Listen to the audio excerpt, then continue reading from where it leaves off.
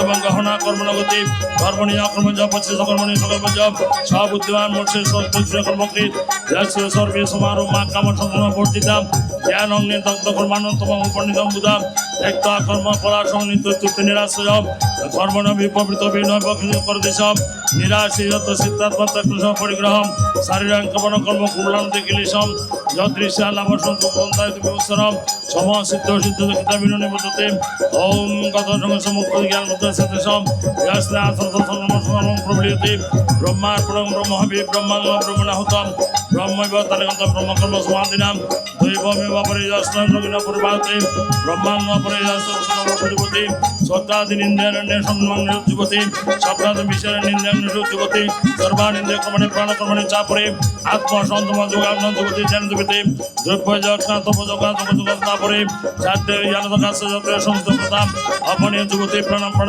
তাপরে প্রাণপণ গতিরোধাপণে অপরায়ণাম অপরিণীয়ত হারা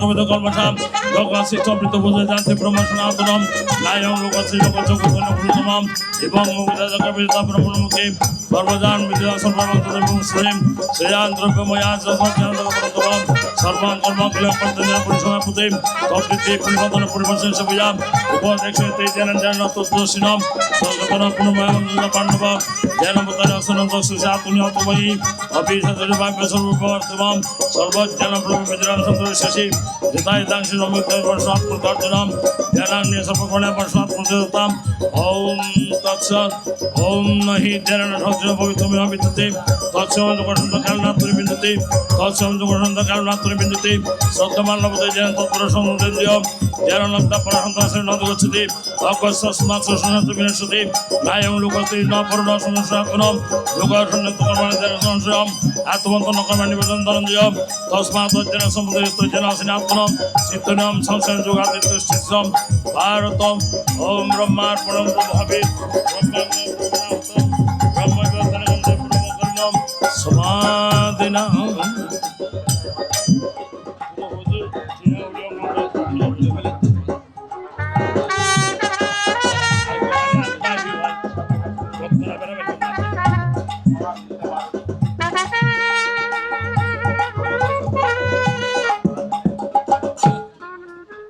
ভগবান শ্রীকৃষ্ণ অর্জুনকে একটি মূল্যবান উপদেশ দিলেন।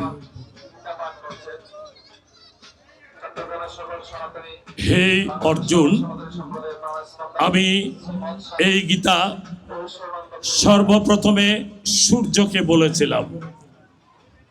সূর্য তার পুত্র মনুকে বলেছিলেন, মনু তার পুত্র ইক্ষ্বাকুকে বলেছিলেন, ইক্ষ্বাকু তার পুত্র দণ্ডকে বলেছিলেন। এইভাবে রাজন্য পরম্পরায় সূর্য বংশ থেকে এই গীতার প্রচার প্রসার শুরু হয়। আজকে জরাসন্ধ, কংস, শিশুপাল, দন্তবক্র, দুর্যোধন, ভীষ্ম, দ্রোণাচার্য, কর্ণ, জয়দ্রথ, শকুনি, ধৃষ্টদ্যুম্ন, এদের অত্যাচারে এই গীতা পৃথিবী থেকে লুপ্ত হতে চলেছে। আমি নতুন করে তোমাকে গীতার কথা বলছি, শোনো। সুধীমণ্ডলী, আপনারা আমাকে জিজ্ঞেস করতে পারেন, বিশ্ব তো মহাজ্ঞানী লোক, বিশ্ব মহাজ্ঞানী, সত্যবাদী, জিতেন্দ্রীয়, কিন্তু তিনি এক জায়গায় দুর্যোধনকে সাপোর্ট করে অন্যায়কে প্রশ্রয় দিয়ে তার সত্য ধর্ম ধ্বংস করে দিয়েছিলেন। এজন্য বিশ্ব অত্যাচারী একজন লোক। দ্রোণাচার্য একজন জ্ঞানী লোক, কিন্তু দুর্যোধনের মতো দুষ্ট লোককে প্রশ্রয় দিয়ে তার পক্ষ অবলম্বন করে তিনি অপরাধ করেছেন। কর্ণ সূর্যপুত্র, মহাজ্ঞানী কর্ণ, এবং পৃথিবীতে দাতার মধ্যে কর্ণের মতো দাতা কেউ নেই। সেই কর্ণ দুর্যোধনকে সাপোর্ট করে মহা অপরাধী হয়েছিলেন ভগবানের কাছে। এজন্য কর্ণ একজন মহাপাপী। অশ্বত্থামা দ্রোণাচার্যের পুত্র, সেই সুভদ্রার গর্ভে থাকা অভিমন্যুর স্ত্রী গর্ভে থাকা পুত্রকে তীর মেরে ফেলেছিল পরীক্ষিতকে। ভগবান আবার পরীক্ষিতের প্রাণ সঞ্চার করেছিলেন। দ্রৌপদীর 5টি পুত্রকে ঘুমন্ত অবস্থায় ক্যাম্পের ভিতরে মেরে ফেলেছিল অশ্বত্থামা। এজন্য ভগবান তাকে অভিশাপ দিয়েছিলেন, তুমি অমর হবে, তবে জরা ব্যাধিতে কষ্ট পাবে। কল্কি অবতার আসলে তোমার মুক্তি, এর আগে তোমার মুক্তি নেই। এখনো অশ্বত্থামা বেঁচে আছে। সুধী মণ্ডলী, অর্জুন ভগবানের কথা বিশ্বাস করলেন না। তোমার বয়স মাত্র 70 বছর, সূর্যের বয়স কে বলতে পারবে না। কি করে সূর্যকে এই গীতা বলেছিলে? আমার বিশ্বাস হচ্ছে না ভগবান, তুমি তো সত্যবাদী জিতেন্দ্রীয় পুরুষ, মিথ্যা বলো না। এখন কেন মিথ্যা বলছো? ভগবান বললেন, অর্জুন তুমি বোকার হদ্দ, মোহমায়ার ফাঁদে তোমার জন্ম, তুমি মায়ায় অন্ধ হয়ে আছো, জন্মান্তর জানো না। তোমার আমার বহুবার জন্ম হয়েছে, আমি জন্মান্তরের কথা জানি। শোনো অর্জুন, যখনই ধর্মের উপর আঘাত আসে, আমার সৃষ্ট মানব জাতির উপর অত্যাচার হয়, আমি ধরাধামে নেমে আসি।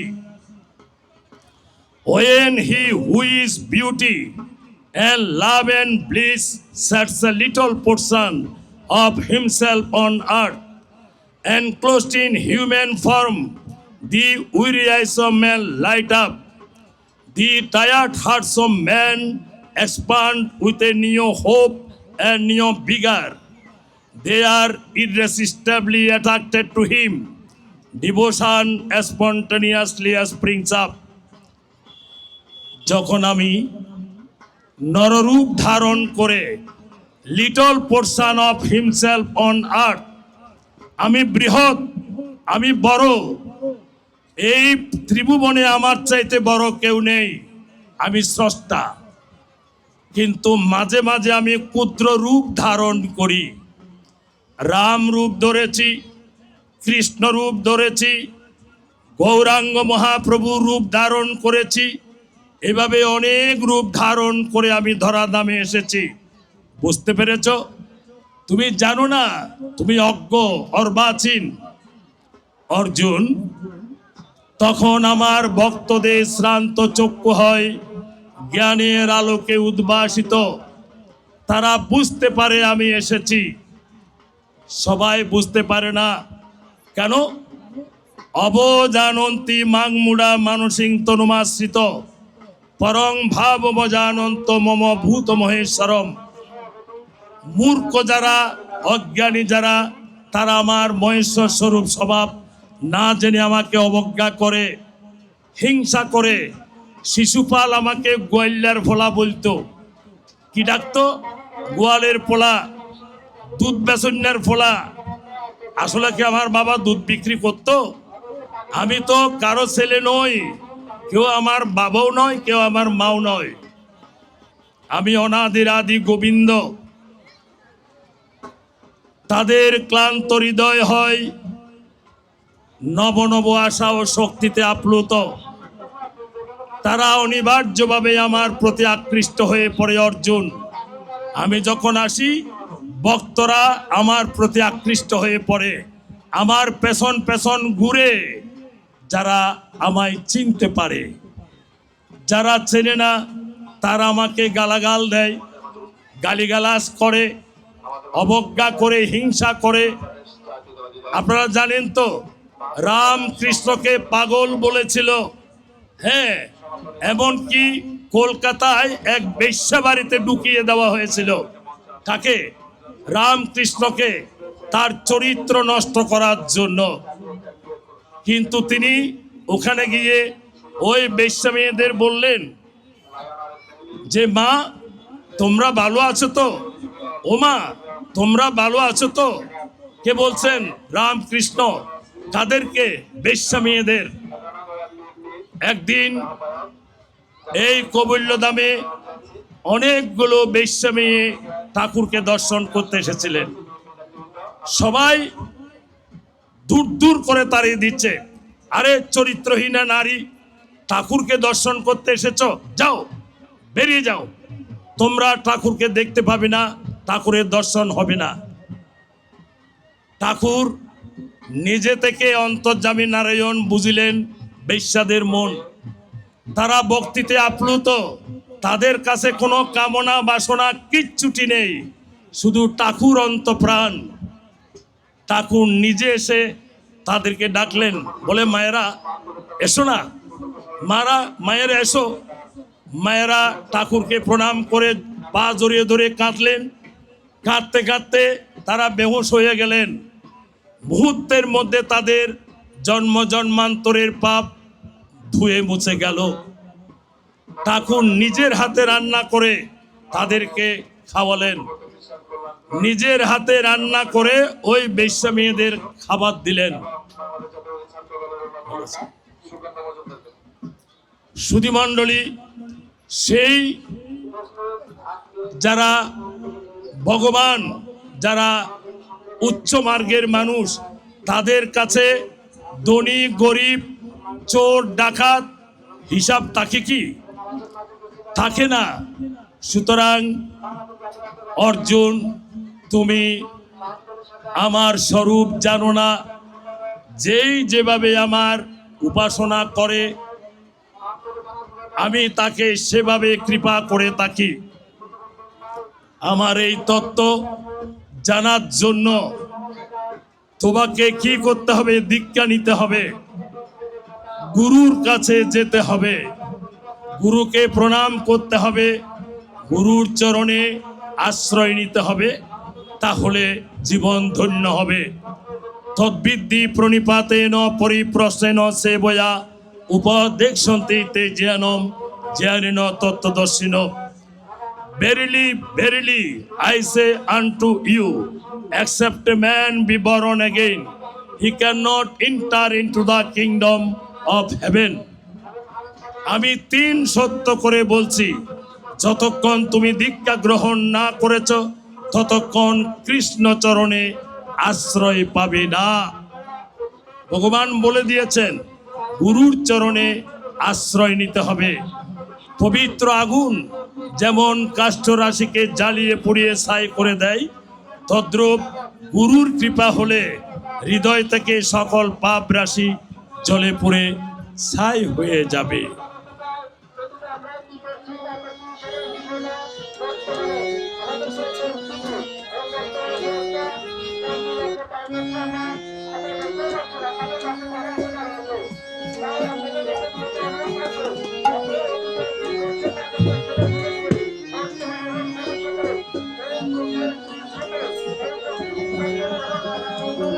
বাঁশি যদি হতাম আমি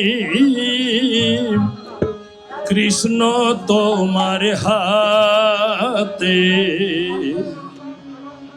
আমার কথা মিশিয়ে দিতাম তোমার আঁকি পাতে,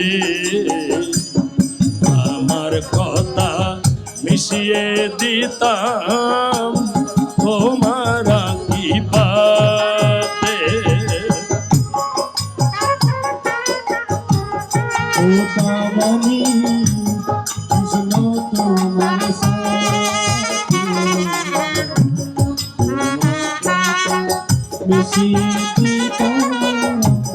তোমার সোলের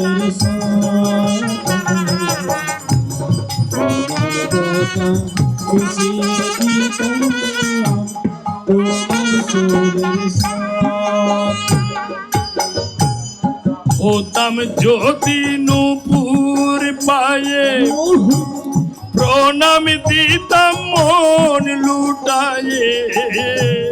হতাম যদি নূপুর পায়ে, প্রণাম দিতাম মন লুটায়ে। কাজল হলে পেতাম শোভা তোমার আঁখি পাতে।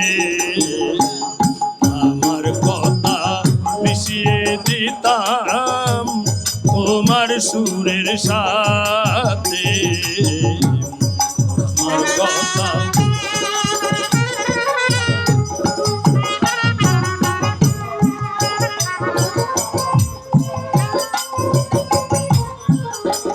হরি বল, হরি বল।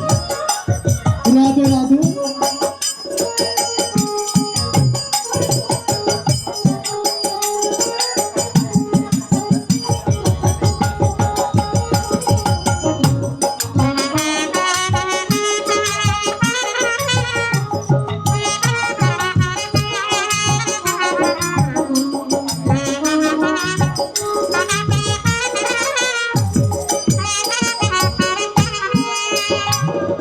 কৃষ্ণ যদি হতাম আমি চন্দনটি বিরাশি, অনুরাগে রাঙিয়ে দিতাম তোমার মুখের হাসি।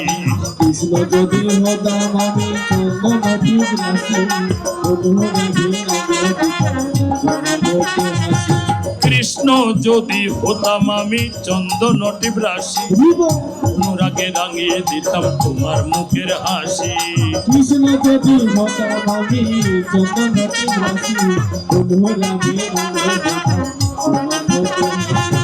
সাজায়ে দিতাম সাজাই দিতাম চন্দন চর্চিত করে, সাজায়ে দিতাম চন্দন সজ্জিত করে, সাজাই দিতাম ফুলমালা দিয়ে তোমায় সাজায়ে দিতাম। ফুলমালা দিয়ে তোমায় সাজাই দিতাম, বনমালা দিয়ে তোমায় সাজায়ে দিতাম। বনমালা দিয়ে তোমায় সাজাই দিতাম, সাজায়ে দিতাম সাজাই দিতাম মনের মতো করে তোমায় সাজায়ে দিতাম। মনের মতো করে তোমায় সাজাই দিতাম, বনমালা দিয়ে তোমায় সাজায়ে দিতাম।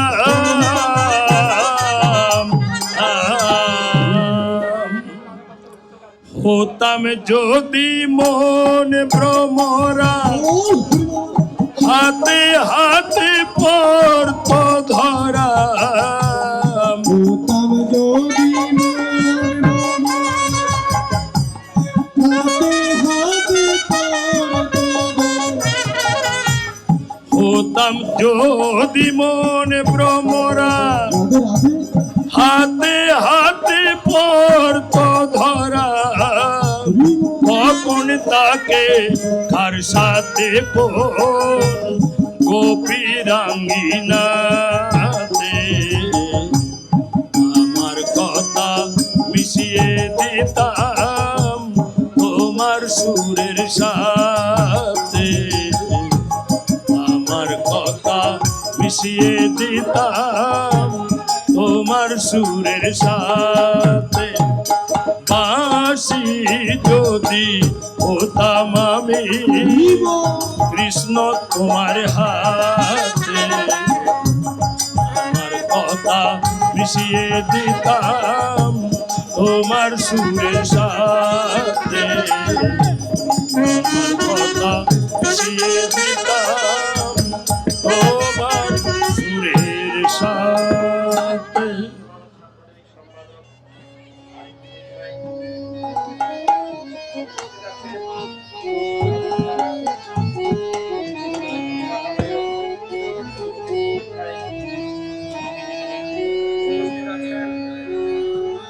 ওম অক্ষর ব্রহ্মযোগ নামক অর্জুন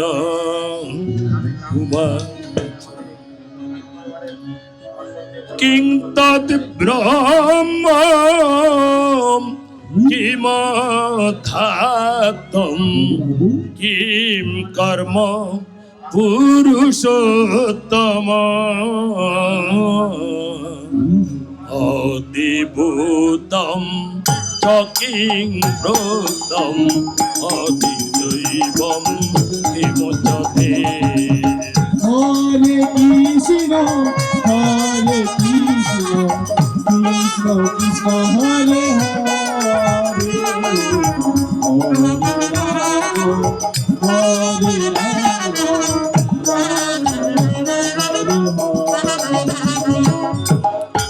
অদিয়াস্য কতঙ্কুয়াত্র দেয়স্মিন মধুসূদন প্রয়াণ কালে চ কতম জ্ঞেয়সি নিয়তাত্মভি। শ্রী ভগবান উবাচ অক্ষরং ব্রহ্ম পরমং স্বভাব অদ্যাত্মুচ্যতে ভূত ভাবুত ভবকার বিসঙ্গকর অসঙ্গীত। Hare Krishna, Hare Krishna, Krishna Krishna, Hare Hare, Hare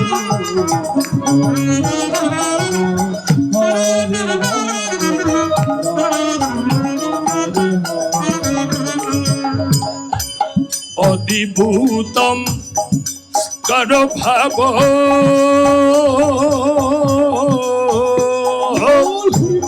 পুরুষোচ্চ অধিদৈবতম অধিয়স্তম অহমেব যত্র দেহে দেহ মৃতং বদ অন্তকালে ক্ষমামেব স্মরণ মুক্তা কলেবরম প্রজাতি সমর ভাব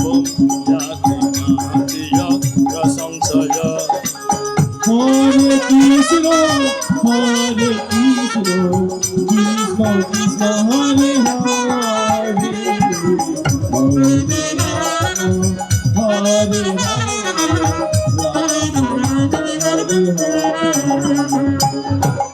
Yang yang bapi স্মরণ ভাবম তেজতি অন্তে কলেবরম তমেব এতি কন্তেয়ম সদা তদ্বা ভবাবিত তস্মাৎ সর্বেষু কালেষু মামনুস্মরয়ুত চ ভয়র্পিত মনোভূতি মামে বয়েসসি অসংশয়ম। Hare Krishna, Hare Krishna, Krishna Krishna, Hare Hare,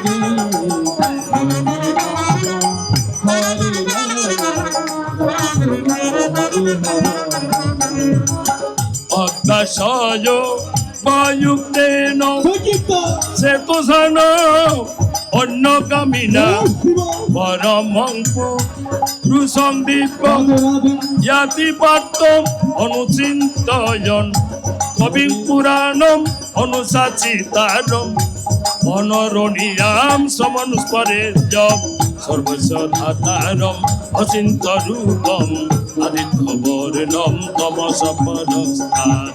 Hare Krishna, Hare Krishna, Krishna Krishna, Hare Hare, Hare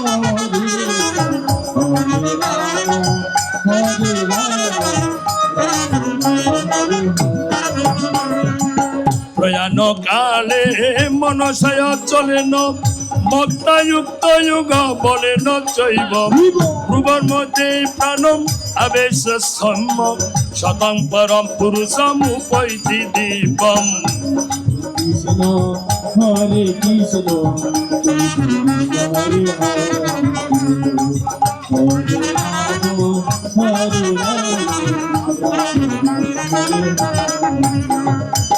যদক্ষরং বেদ বিদবদন্তি বিশন্তি অজ্ঞতয় বিতরাগা যদিচ্ছন্ত ব্রহ্ম চর্যং চরন্তি ততে পদং সংগ্রহেণ প্রবক্তি।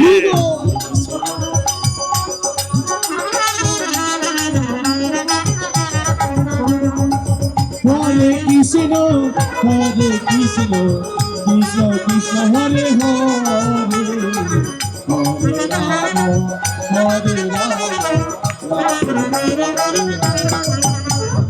সর্বকরা নিসংযম মনোরীতি নিরুদ্ধ উদয়াদয়াত্মান প্রাণ মাস্তিত যোগ ধারণাম হরে কৃষ্ণ কৃষ্ণ কৃষ্ণ হরে হরে হরে রাম রাম রাম হরে হরে অমিতি একাক্ষরং ব্রহ্ম ব্যাহরণ মা মনুস্মরণ প্রয়াতি তেজন দেহং সজাতি পরমাঙ্গতে ওম নমো ভগবতে বাসুদেবায় ওম নমো ভগবতে বাসুদেবায় অনন্য সীতা সততং যুমাং স্মরতি নিত্যস তসাং সুলভ পার্থ নিত্যযুক্ত যোগিন ওম নমো ভগবতে বাসুদেবায় ওম নমো ভগবতে বাসুদেবায় মামুপেদ্য পুনর্জন্ম দুঃখালয় শাশ্বত নাপ্রমত মহাত্মন সংসিদ্ধি পরমাঙ্গতা হরে কৃষ্ণ কৃষ্ণ কৃষ্ণ হরে হরে হরে রাম রাম হরে হরে আব্রহ্ম ভুবনাল্লোকা পুনয়াবর্তিন অর্জুন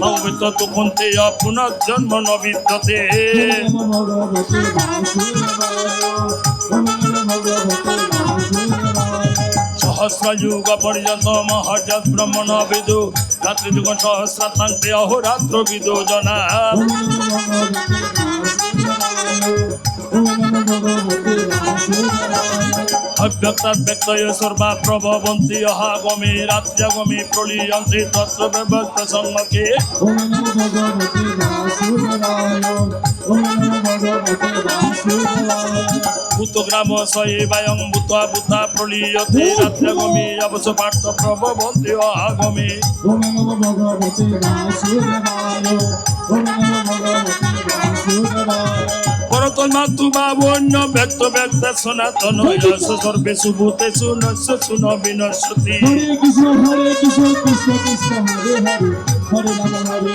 রাম রাম হরে হরে অব্যক্তয় স্মরিতক্তু তমাহু পরমাঙ্গতিম যং কৃপণ নিবর্তন্তে তত্তম পরমং মম ওম নমো ভগবতে বাসুদেবায় ওম নমো ভগবতে বাসুদেবায় পুরুষসু পরোপাত্ত ভক্তলেভ্যস্তুনন্নয়া যশন্তস্থানি ভূতানি যেন সর্বমিদং ততম ওম নমো ভগবতে বাসুদেবায় ওম নমো ভগবতে বাসুদেবায় যত্র কালে তোনা প্রীতিমা প্রীতিং সৈব যোগিন প্রয়াতা যান্তি তং কালং বক্সামি ভরতর্ষভ ওম নমো ভগবতে বাসুদেবায় ওম নমো ভগবতে বাসুদেবায় অগ্নিজ্যোতি যহ শুক্ল ষণ্মাসায় উত্তরায় পত্র প্রয়াতা গচ্ছন্তি ব্রহ্ম ব্রহ্ম বিদুজনা হরে কৃষ্ণ কৃষ্ণ কৃষ্ণ হরে হরে হরে রাম রাম হরে হরে ভূমরাত্রি তথা কৃষ্ণ ষণ্মাসা দক্ষিণায়নম তত্র সান্দ্রবসং জ্যোতি যোগী প্রাপ্য নিবর্ততে ওম নমো ভগবতে বাসুদেবায়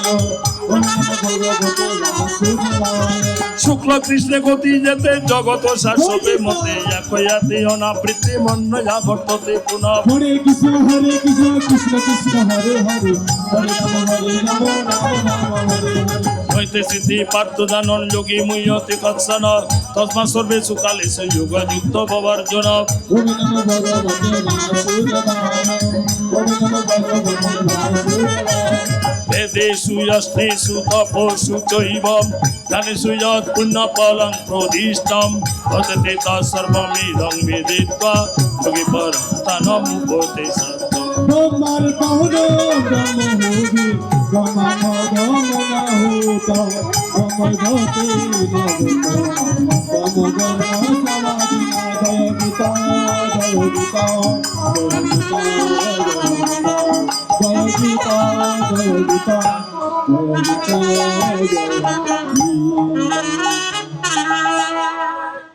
শ্রীমান অর্জুন ভগবানকে করা করা প্রশ্ন করছেন, হে গোবিন্দ, জন্মালে মৃত্যুবরণ নিশ্চিত, যত বর্ষ বেঁচে আছি তত বর্ষ মরে গেছি, মরিতেছি প্রতি পলে পলে, জীবন্ত মরণ মোরা মরণের ঘরে থাকি, জানি না মরণ কারে বলে। আমরা সবাই একদিন মরব, কিন্তু মৃত্যুটা আমরা ভাবতে চাই না। আমার সামনে আমার বাবা মরলেন, মা মরলেন, দাদু মরলেন, অনেক আত্মীয় স্বজন মারা গেলেন, তবুও আমার মনে বিরাট বাসনা, ফ্ল্যাট বাড়ি করব, জমি কিনব, কোটি টাকার মালিক হব, 10-12টা বিয়ে করব, 25-26টা ছেলে মেয়ে হবে, আশায় বুক বেঁধে আমরা জীবন কাটাই। বেশ ভালো। অর্জুন জিজ্ঞেস করলেন, যত কিছু করো না কেন মরতে তো হবে, তাই তো? কিভাবে মরলে, কিভাবে মৃত্যুবরণ করলে কৃষ্ণ চরণে আশ্রয় পাওয়া যাবে আর মায়ের পেটে জন্ম নিতে হবে না, বলো তো একবার। ভগবান বললেন, শোনো অর্জুন, যারা মৃত্যুকালে আমার নাম স্মরণ করে, যেমন আপনি বারুণীতে আসবেন, ঘরে যদি আপনার মা থাকেন, বাবা থাকেন, তাদেরকে কি বলবেন? ওমা, আমি বারুণী স্নানে যাচ্ছি, আমাকে আশীর্বাদ করবে, একটা নমস্কার করবেন না? বাবাকে একটা নমস্কার করবেন না? বলেও বউকে কেউ নমস্কার করে না। বউ কিন্তু স্বামীকে নমস্কার করে, কারণ স্বামী অনেক অনেক বড়। আমাদের পৃথিবীর নিয়মে স্বামী অনেক বড়, তার নাম কি? বর। স্বামীর এক নাম কি? বর। বর মানে শ্রেষ্ঠ। বরত্ব কি? বরত্ব কি? শ্রেষ্ঠ। বর মেয়েদের জন্য শ্রেষ্ঠ এক সম্পদ। স্বামী মারা গেলে শাখা থাকে না, সিঁদুর থাকে না, বিশ্রী হয়ে যায় আমার মায়েরা। এজন্য স্বামী বর। কিন্তু সেই বর যদি বউকে বিষ খাইয়ে দেয়, বউকে চাবুক দিয়ে মারে, তার নাম কি হয়? বর্বর। তার নাম কি হয়? বর্বর। বর হয়ে যায় বর্বর, মানে পাষণ্ড, ডাকাত, তাই না? অর্জুন প্রশ্ন করলেন, ভগবান উত্তর দিলেন, যারা মৃত্যুকালে আমার নাম স্মরণ করবে তারা আমার চরণে আশ্রয় পাবে। তো আমি মৃত্যুর সময় ভগবানকে কি করে ডাকবো বলো? ভগবান বললেন, নামের অভ্যাস করো। আপনি বারুণী স্নান এলেন, আগামীকাল কোথাও যদি মহোৎসব হয় সেখানে যাবেন, কোথাও গীতা পাঠ হলে সেখানে যাবেন, কোথাও হরিসভা হলে সেখানে যাবেন। যেতে যেতে ভগবানের প্রতি একটা আগ্রহ সৃষ্টি হবে। ভগবান যে আছেন, সৃষ্টিকর্তা আছেন, তার জন্য একটা মন ঘুরে যাবে। তখন আপনি দীক্ষা নেবেন, নাম জপ করবেন, তিলক কাটবেন, গলায় তুলসীর মালা দেবেন, তাই তো? সৎ কথা বলবেন, মিথ্যা বলবেন না। ধীরে ধীরে ভালো অভ্যাস পরিণত হবে। যাদের ভালো অভ্যাস পরিণত হয়েছে তারা মৃত্যুকালে অনায়াসে ভগবানের নাম নিতে পারবেন। যাদের অভ্যাস থাকবে না তাদের কি গতি হবে? মৃত্যুর সময় তাদের পেটে পিত্তশুল শুরু হবে, বুকে নাভিশ্বাস, শ্বাসের টান বেড়ে যাবে। আর কি হবে? গলায় কফের জোর বেড়ে যাবে।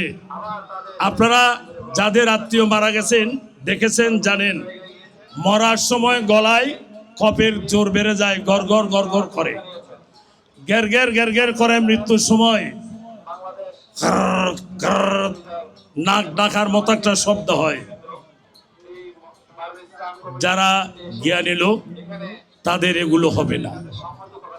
যারা ভগবানের নাম ধ্যান করেন তাদের এই অভ্যাসটা হবে না। সুধীমণ্ডলী, ভগবান বললেন যারা আমার নাম স্মরণ করে মৃত্যুবরণ করে তারা আমার ভাব প্রাপ্ত হয়। যেমন বাবা লোকনাথ বলেছিলেন, আমি আগামী 19শে জ্যৈষ্ঠ বেলা 11:45 এই পৃথিবী ছেড়ে চলে যাব। ঠিক তিনি গিয়েছিলেন।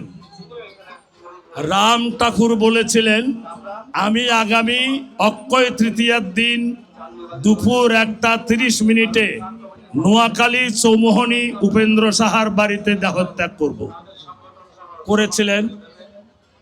রামকৃষ্ণ বলেছিলেন, আমি 1886 খ্রিস্টাব্দের ফাল্গুন মাসের সোমবার রাত 2:30 দেহত্যাগ করব।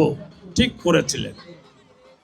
আমাদের গুরুদেব অদ্বৈতানন্দ পুরী মহারাজ তিনি বলেছিলেন 1966 ইংরেজিতে বৈশাখ মাসের 2 তারিখ সন্ধেবেলা তুলসী ধামে 7:30 দেহত্যাগ করব।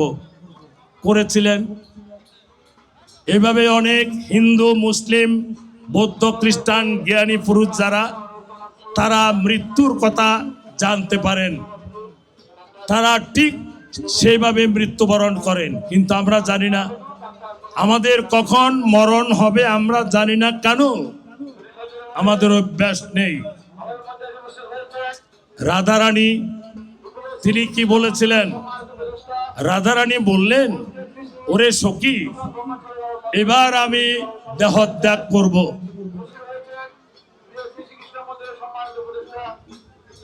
আমার মৃত্যুকাল উপস্থিত, তো কি করতে হবে?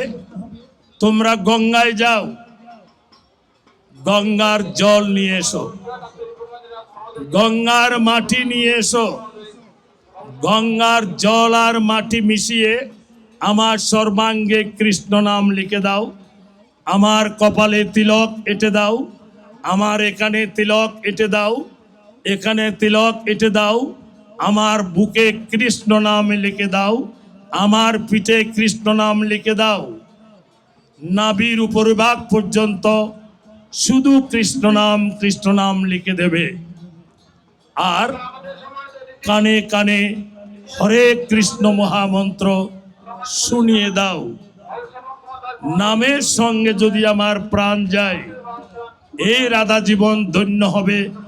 আমি যে সারা জীবন কৃষ্ণের জন্য কেঁদেছি, কলঙ্কিতা হয়েছি, রাধারানী বলছেন কি, তোমারও লাগিয়া কলঙ্কেরি হার গলায় পড়িতে সুখ, কলঙ্কি বলিয়া ডাকে সব লোকে, তাহাতে নাহি কো দুঃখ। সবাই আমাকে কলঙ্কিনী বলুক, চরিত্রহীনা বলুক, লুচ্ছা বলুক, বদমাইশ বলুক, দুঃখ নেই। শুধু তোমার নাম ধ্যান করতে পারলেই চলবে। মরণকালে যেন তোমার নাম করতে পারি, এটাই আমি চাই। তাই রাধারানী, ললিতা, বিশাখা, ইন্দুরেখা, তুঙ্গবিদ্যা, শ্রীলেখা সবাইকে ডেকে ডেকে বললেন, সখী রে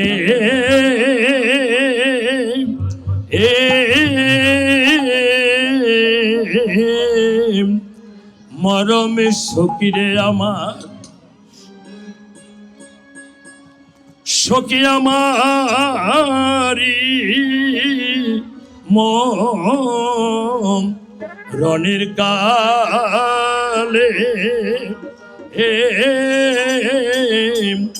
গঙ্গার জল মৃগা ফুলে, সখী আমারি রণের কালে গঙ্গা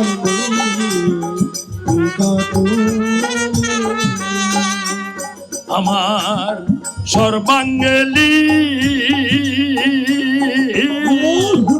কিয় কৃষ্ণ না সর্বাঙ্গেলি প্রিয় কৃষ্ণ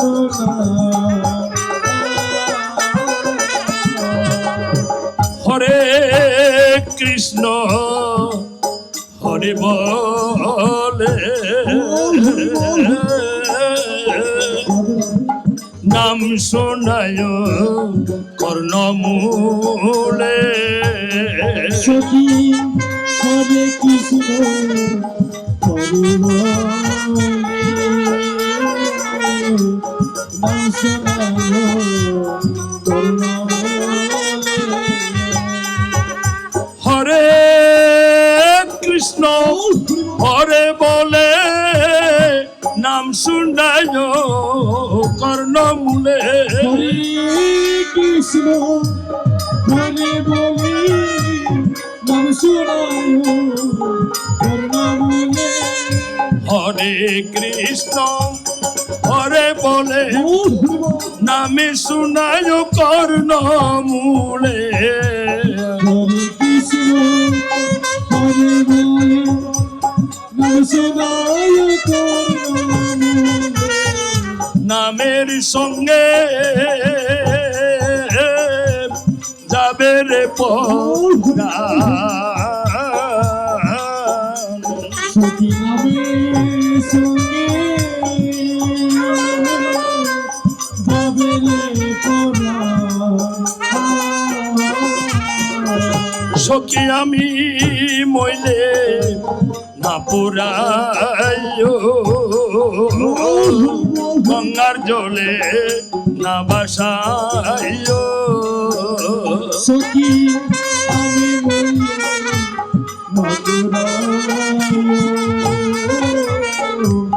গঙ্গার জলে বাবা সায়। ওরে কদম তলে দিও আমার স্থান। সখী কদম তলে দিও অবস্থা। হরে যদি আমার ভাগ্যের বলে যদি আমার বাইকের বলে কৃষ্ণ আসে কদম তলে যদি আমার ভাগ্যের বলে কৃষ্ণ আসে কদম তলে যদি আমার বাইকের বলে আমার মরা দেহ তারে করো দান আমার দেহ আরে করোনা। যদি আমার ভাগ্যের বলে কৃষ্ণ আসে কদম তলে যদি আমার বাইকের বলে কৃষ্ণ আসে কদম তলে। যদি আমার ভাগ্যের বলে কৃষ্ণ আসে কদম তলে আমার বাইকের বলে কৃষ্ণ আসে কদম তলে। আমার মরা দেহ তারে করো দান। আমার মরা দেহ তারে করোনা। সখীরে ঘরে নে শুনায় কৃষ্ণ না ব্যস্ত তোমাকে কদম তলায় বেঁধে রাখা হবে যদি তোমার প্রাণ চলে যায়। কিন্তু এই বৃন্দাবনে অনেকগুলো কাক আছে, পক্ষী আছে। যদি তোমার এই দেহ খেয়ে ফেলে কাক পক্ষীতে, কৃষ্ণ দর্শন হবে কি তোমার? বলো রাধে। রাধারানী বললেন, শোনো সখীরা, সর্বাঙ্গ খেয়ে ফেলুক, দুটি চোখ রাখলে চলবে। সর্বয়ঙ্গকে কাকো না রাখিও বাকি সর্বজগতে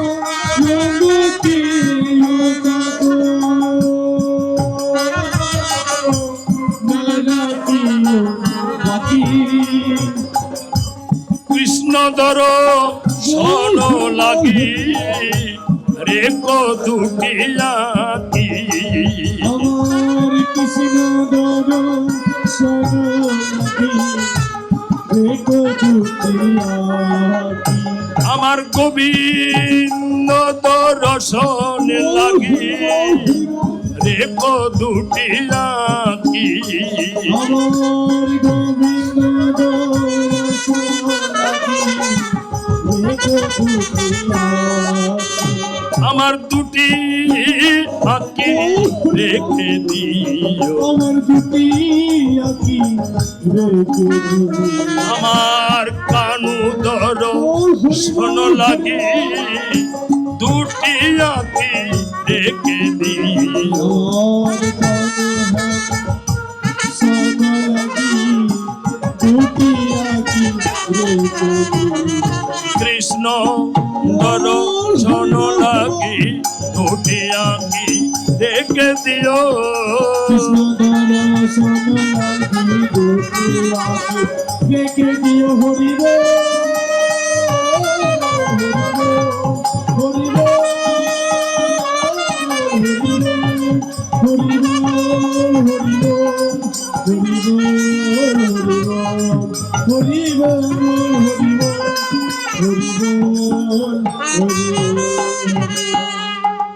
অপরাধে সব বুঝতে পারলাম তোমার মরণকাল উপস্থিত, এটা আমাদের জন্য দুর্ভাগ্যজনক। কিন্তু মরার আগে একটি কথা বলে যাও রাধে। কি কথা গো? এই বৃন্দাবনে অনেকগুলো গাছগাছালি তরুরাজি আছে, অশ্বত্থ আছে, বট আছে, তেঁতুল গাছ আছে। আপনারা জানেন কি তেঁতুল গাছকে অভিশাপ দিয়েছিলেন রাধারানী, সেই থেকে বৃন্দাবনে কোনো তেঁতুল পাকে না, সারা জীবন তেঁতুল কাঁচা থাকে, পাকে না। রাধারানীর অভিশাপ। এত গাছ গাছালি আছে কিন্তু কদম্ব গাছ, তমাল গাছ রাধারানীর এত প্রিয় কেন? রাধারানী বললেন, আরে শোনো, কৃষ্ণের গায়ের রং কেমন বলতো? সখীরা বলছে কালো। তমাল কদম্বের গায়ের বরণ কেমন? তাও কালো। ওইখানে তো খেলা শুরু। তমাল যেমন কালো, আমার কৃষ্ণ কালো, এজন্য আমি তমাল বাসি ভালো। এই তমাল কদম্বের ডালে বসে আমার গোবিন্দ বাঁশি বাজাতো, রাধা রাধা বলে। তেনু চড়াতো, রাখালদের সঙ্গে খেলা করত, গোপীদের নিয়ে ঘুরে বেড়াতো, ব্রাহ্মণদের নিয়ে বনভোজন করত। এখানে যমুনা ফুলিনে রাসলীলা করেছেন আমার গোবিন্দ আমাদের নিয়ে। এত কিছুর বিনিময়ে আমি তমালকে ভালোবাসবো না তো কি হয়েছে? তমাল কালো, কৃষ্ণ কালো, তমাল ভালোবাসি। কালো কৃষ্ণ কালো কমল ভালোবাসি। আরে তমাল কালো, কৃষ্ণ কালো, তমাল ভালোবাসি।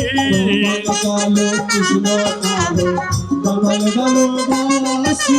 তমালেরই ডালে কৃষ্ণ রাধে রাধে বাজাই তোমাসি।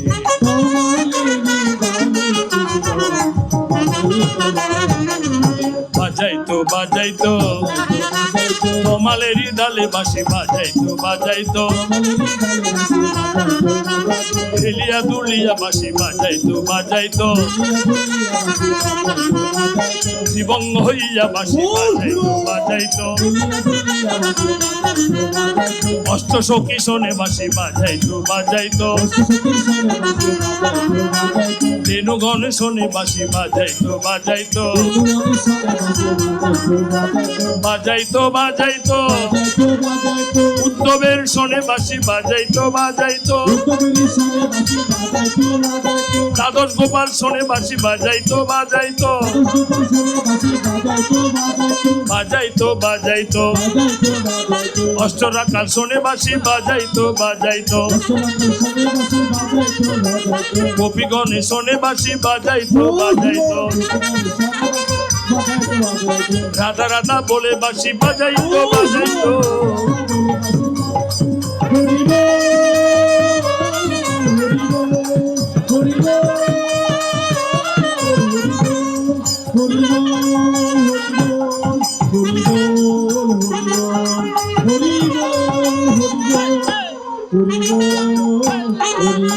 মদনিতাই গৌর রাধে শ্যাম জপ হরে কৃষ্ণ হরে রাম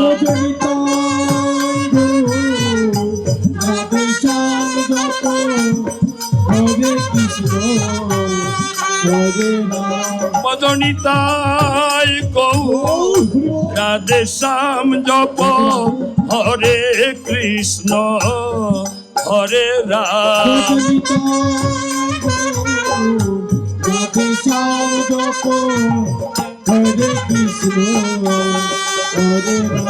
মদনিতাই গৌর রাধে শ্যাম জপ হরে কৃষ্ণ হরে রাম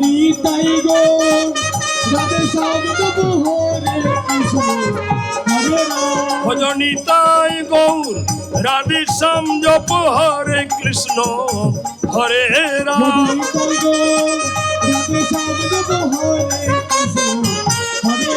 ভজনিতাই গৌর রাধে শ্যাম জপ হরে কৃষ্ণ হরে রাম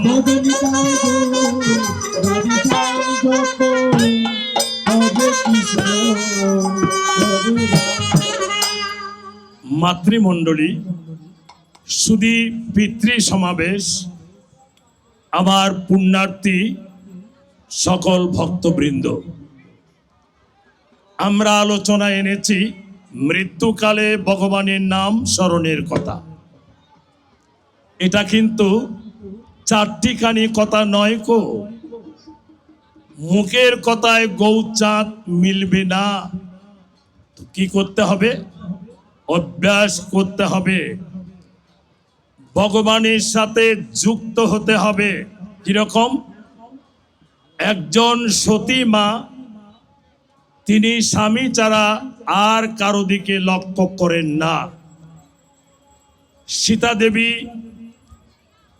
রাবণের কাছে অনেক বছর ছিলেন।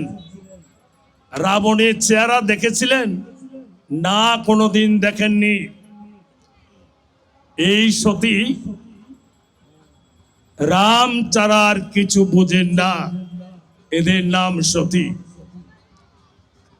সতীর যেমন পতির প্রতি টান, মায়ের যেমন সন্তানের প্রতি টান। আমি যেখানে যাই না কেন আমার মা আমার কথা ভাববেন, আমার ছেলেটি কাঁদছে কিনা। আমি যখন সাধু হয়ে ঘর থেকে বেরিয়ে আসতে চাই, মা আমাকে বলেছিলেন, তুমি শৌখিন ছেলে, শিক্ষিত ছেলে, সাধুরা তো বনে জঙ্গলে ঘুরে বেড়ায়, কোথায় খায় কোথায় ঘুমায় ঠিকানা নেই, কি করে চলবে। আমার কাকামণি, আমার আপন কাকা, আমার বাবার ছোট ভাই, তিনি বলেছিলেন আমার ভাইপো এমন এক রাজপথে গমন করছে, পৃথিবীর সব জায়গায় তার জন্য রান্না করে বসে থাকবে লোক, খাবার জন্য ডাকবে কিন্তু সময় পাবে না খেতে। আমার মা আফসোস করেছিলেন, যেটা আমার কাকুমণি আশীর্বাদ করে বলেছিলেন, যেটা আমার জীবনে সেটা প্রতিফলিত। সময় পাই না। আজকের দিনে আমার জন্য 3টা অনুষ্ঠান এসেছিল, 3টা যজ্ঞ। যদি অর্থনৈতিক চিন্তা করি অনেক টাকা আমি পেতাম। আজকে আমার আমার পার্টিকে নিয়ে অনেক টাকা রোজগার করতে পারতাম, কিন্তু আমার লক্ষ্য মা গঙ্গার দিকে। প্রত্যেক দিন তো ভগবানের কৃপায় কিছু না কিছু প্রণামী টাকা আশ্রমে আসে, কিন্তু মধু কৃষ্ণায় ত্রয়োদশী তো প্রত্যেক দিন আসবে না, প্রতিদিন আসবে না। এই মধু কৃষ্ণায় ত্রয়োদশীর দিন ভক্ত দর্শন হচ্ছে আমার, গঙ্গা দর্শন হচ্ছে আমার, সাধু দর্শন হচ্ছে, এদিকে বৈষ্ণব দর্শন হচ্ছে। আমার জীবনের শত কোটি পাপ নষ্ট হয়ে যাচ্ছে। আর আমি গীতা পাঠ করছি, এতে আমার জন্মান্তরের পাপগুলো বিনষ্ট হয়ে যাচ্ছে। সুধীমণ্ডলী, টাকা কি আমাকে স্বর্গে নেবে? টাকা কি আমাকে মুক্তি দেবে? তাই বলছিলাম, সতীর যেমন পতির প্রতি টান, মায়ের যেমন সন্তানের প্রতি টান।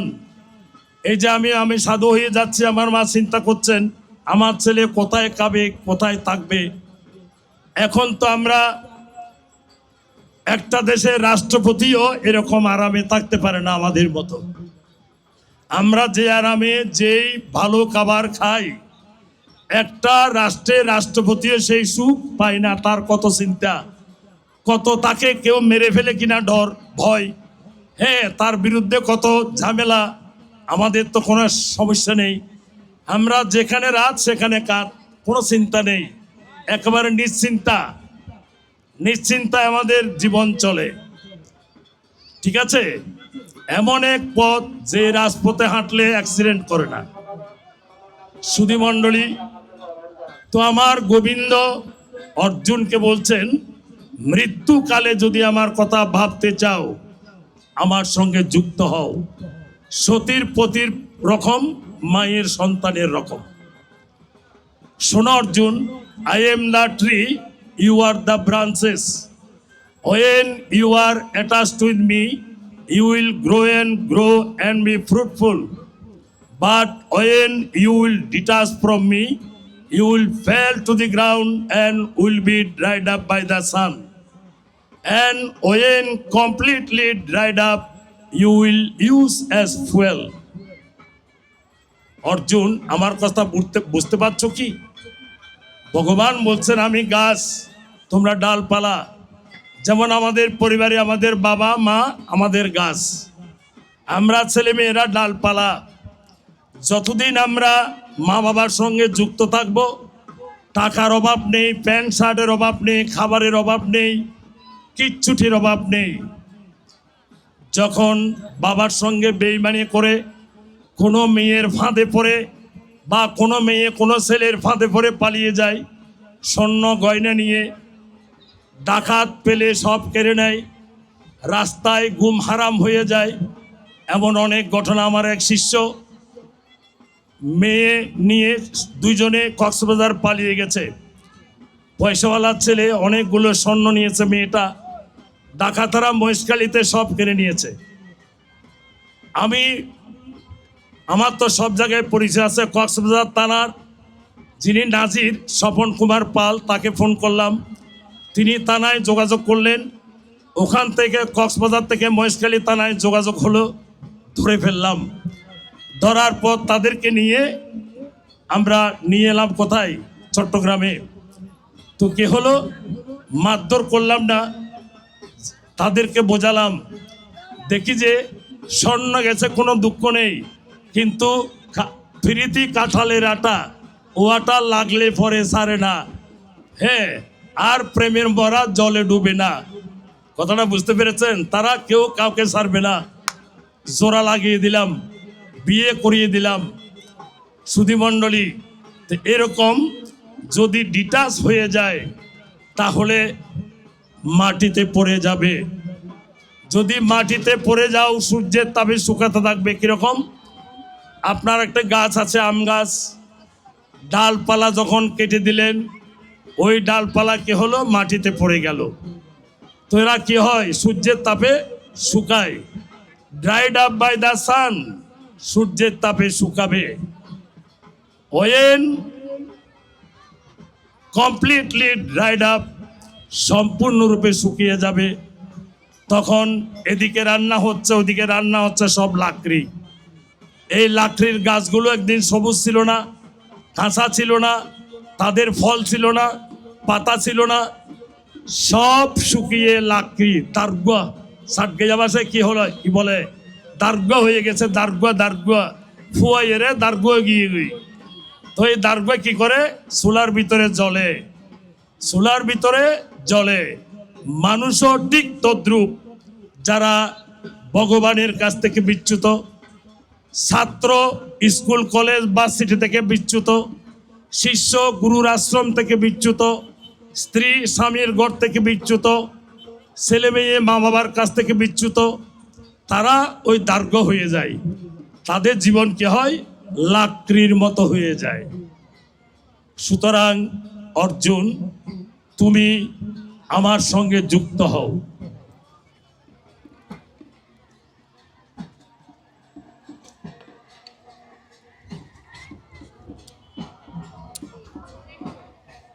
আমার সঙ্গে যুক্ত হলে মৃত্যুকালে আমি তোমার চরণে দাঁড়াবো, তোমার সামনে দাঁড়াবো।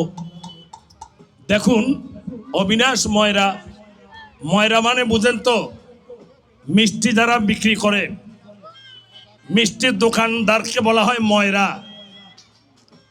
অবিনাশ ময়রা রাম ঠাকুরের শিষ্য। একদিন রাম ঠাকুর এক কালীবাড়িতে রাত্রিবেলা ধ্যান করছেন। অবিনাশ ময়রা উঁকি দিয়ে সব দেখেছেন। সকাল যখন হলো, ঠাকুর মন্দির থেকে বেরিয়ে আসলেন। বলো, অবিনাশ, আপনি আমার ধ্যান করা কেন দেখলেন? আপনি অন্যায় করেছেন, আপনি অন্ধ হইয়া যাইবেন। রাম ঠাকুর ফরিদপুরের ভাষায় কথা বলতেন, ডিঙ্গামানিক ফরিদপুরের ভাষায়। আপনি অন্ধ হইয়া যাইবেন, বড় অভিশাপ না? গুরু যদি সেরকম অভিশাপ দেয়, আমরা গুরুকে মানবো? বলবো যে তোমার মতো গুরু লাগবে না, আমি অন্য গুরু ধরবো, এরকম আমরা বলবো না? ঠিক আছে। অবিনাশ বাবু বললেন, আমি অন্ধ হইয়া যাইব তাতে কোনো দুঃখ নেই, আমার একটা সত্য আছে গুরুদেব। কি আবার সত্য? আপনি অন্যায় করছেন। বলে, আমি যেদিন মারা যাব সেদিন আপনি আমার বালিশের পাশে দাঁড়াইবেন, আমি অন্য কিছু মানব না। রাম ঠাকুর বিপদে পড়ে গেলেন। বলে, শালা তো আমাকে বড় বিপদে ফেলাইছে। অনেক চিন্তা ভাবনার পর ঠাকুর বলছেন, ঠিক আছে, আমি তোমার মৃত্যু শিয়রে দাঁড়াবো। অবিনাশ বাড়ি চলে গেলেন, বুড়ো হয়ে গেলেন। অনেক দিনের কথা, আমি বাড়াচ্ছি না কথা। যখন তার মৃত্যুকাল উপস্থিত হলো, তার চাকরকে বললেন, তুমি শিয়ালদা স্টেশনে যাও। তো কি করব? একজন ব্রাহ্মণ গাড়ি থেকে নামবেন, ট্রেন থেকে, তাকে নিয়ে আইসো ঘোড়ার গাড়িতে করে। ওখানে ঘোড়ার গাড়িকে কলকাতায় কি বলে, এক্কা গাড়ি। তো ওই চাকর গেল শিয়ালদা স্টেশনে, গিয়ে এক বগি দুই বগি চেক করে, কাউকে পায় না। অনেক ঘোরাঘুরির পর শেষ বগিতে এক বুড়া ব্রাহ্মণ, গায়ে কাপড় চোপড় নেই, একটা চাদর, একেবারে হ্যাংলা রোগা লোক, নামছেন। বলে, পেন নাম হই ঠাকুর। বলে, আপনি কি রাম ঠাকুর? বলে, হ্যাঁ, আমি রাম চক্রবর্তী, আইয়েন, আমার লগে আইয়েন। তখন তাকে ঘোড়ার গাড়িতে তুললেন। এদিকে অবিনাশ বাবু কি করেছেন, নতুন পাটি, বালিশ, বিছানার চাদর, তুলসীর টপ, গাঁদা ফুলের মালা সবগুলো রেডি করে মন্দিরের বারান্দায় উত্তর দিকে মাথা দিয়ে শুয়ে পড়েছেন। গোপাল গোবিন্দ, গোপাল গোবিন্দ, গোপাল গোবিন্দ নাম জপ করছেন, জপ করছেন, গোপাল গোবিন্দ, গোপাল গোবিন্দ। এমন সময় ঠাকুর উপস্থিত। ও তো অন্ধ হয়ে গেছেন, কিন্তু গায়ের গন্ধ তার নাকে লেগেছে। ঠাকুর মশাই, আপনি এই পড়েছেন? কলকাতার ভাষা, এসেছেন কে? এসেছেন বলে। আপনি এই পড়েছেন? ঠিক আছে, আমার সৌভাগ্য, এই সবাই বলো জয় রাম, জয় রাম, জয় সত্যনারায়ণ, জয় সত্যনারায়ণ, জয় কবল্যনাথ। সবাই বলো। ঠাকুর তার বালিশের পাশে দাঁড়ালেন, বলো ওখানে না, আইসেন আমার সামনে, আমার বুকের উপর দাঁড়ান। কে বলছেন? অবিনাশ ময়রা। সারাদিন মিষ্টি বিক্রি করেছেন, কাজ ছিল এটা, ধনী হয়ে গেছেন ঠাকুরের কৃপায়। আমার বুকে দাঁড়ান। তখন বৌজি যারা আছে, পুত্রবধূ, বলে ঠাকুরকে মালা পরিয়ে দাও, চন্দন পরিয়ে দাও।